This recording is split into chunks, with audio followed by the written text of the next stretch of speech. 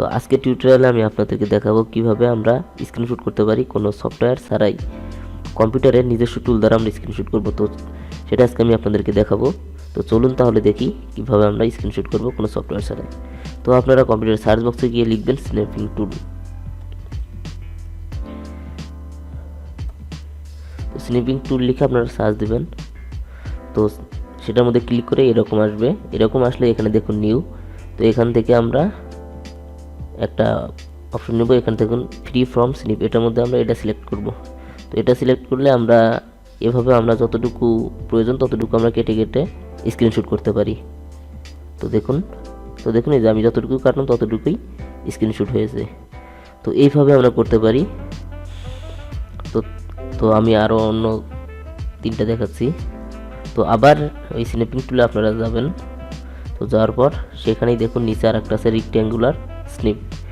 তো rectangular snip হচ্ছে সেটার মধ্যে আপনারা ক্লিক করবেন। তো তখন আমরা চতুর্ভুজ আকারে সেটা কপি করতে পারি, মানে স্ক্রিনশট করতে পারি।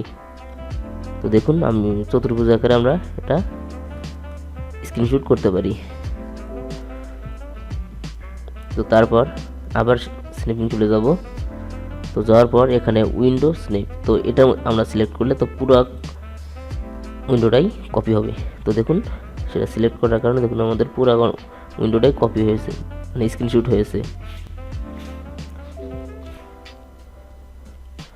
তো তারপর আবারও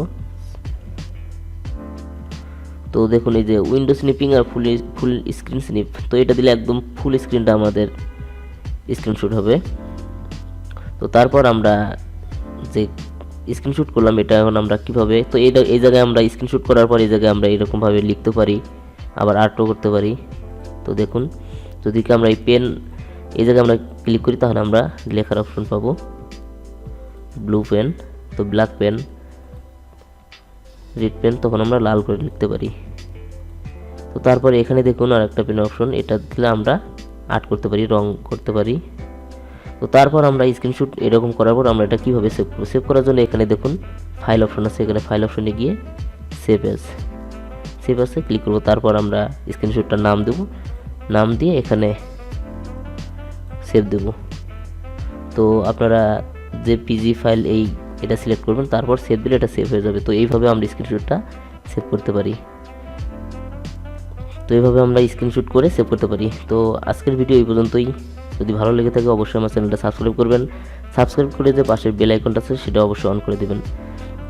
তাহলে আমি যে নতুন নতুন ভিডিও আপলোড করব সেগুলো আপনার কাছে নোটিফিকেশন আকারে যাবে এবং আপনি সবার আগে দেখতে পারবেন।